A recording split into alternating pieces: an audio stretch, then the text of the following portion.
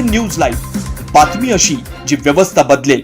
जेऊर ग्रामीण रुग्णालयात गंभीर प्रकार, कुटुंब कल्याण शस्त्रक्रिया शिबिर न घेतल्यानं 22 गावातील महिला वंचित।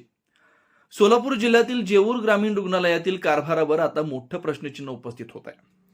शासनानं नियोजित केलेलं कुटुंब कल्याण बिनटाका स्त्री शस्त्रक्रिया शिबिर वारंवार न घेतल्यामुळे ग्रामीण भागातील अनेक महिलांना या महत्त्वाच्या योजनेपासून वंचित राहावं लागल्याचा आरोप होतोय। नेमकं काय आहे हे संपूर्ण प्रकरण पाहूया या विशेष रिपोर्टमध्ये। जिल्हा शल्य चिकित्सक, जिल्हा रुग्णालय सोलापूर आणि जिल्हा आरोग्य अधिकारी, जिल्हा परिषद सोलापूर यांच्या नियोजनानुसार 30 डिसेंबर 2025, 23 जानेवारी 2026 आणि 27 फेब्रुवारी 2026 रोजी जेऊर ग्रामीण रुग्णालयात कुटुंब कल्याण बिनटाका स्त्री शस्त्रक्रिया शिबिर आयोजित करण्यात आली होती। मात्र आरोप असा आहे की या तिन्ही तारखांना जेऊर ग्रामीण रुग्णालय प्रशासनानं शिबिरं घेतलीच नाहीत। त्यामुळे या रुग्णालयावर अवलंबून असलेल्या 22 गावातील लाभार्थी महिलांना मोठ्या अडचणींचा सामना करावा लागला। दरम्यान लाभार्थी महिलांची गैरसोय होऊ नये म्हणून प्राथमिक आरोग्य केंद्रातील वैद्यकीय अधिकारी डॉक्टर रत्नदीप टोपे यांनी पुढाकार घेतला। 30 डिसेंबर 2025 रोजी सर्जन डॉक्टर खारे केएम आणि भूलतज्ञ डॉक्टर अशोक राठोड यांच्या सहकार्यानं शिबिर यशस्वीपणे पार पाडण्यात आलं।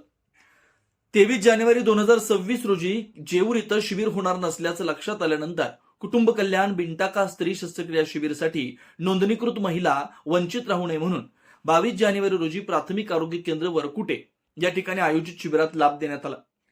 याप्रमाणे 27 फेब्रुवारी रोजी देखील जेऊर ग्रामीण रुग्णालयात नियोजित शिबिर झालं नाही। त्यामुळे लाभार्थी महिलांना दुसऱ्या ठिकाणी नेऊन केम येथील शिबिरात शस्त्रक्रियेचा लाभ देण्यात आल्याचं सांगितलं जात आहे।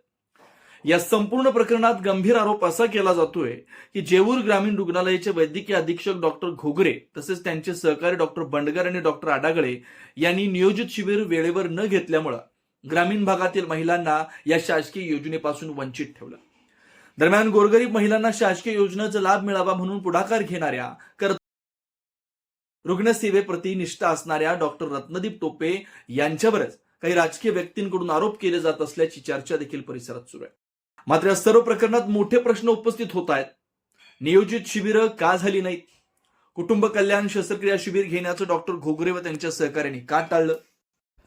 यासाठी जबाबदार कोण आणि 22 गावातील महिलांना वारंवार वंचित का ठेवलं गेलं? या संपूर्ण प्रकरणाची चौकशी होऊन सत्य बाहेर येणार का हे पाहणं आता महत्त्वाचं ठरणार आहे।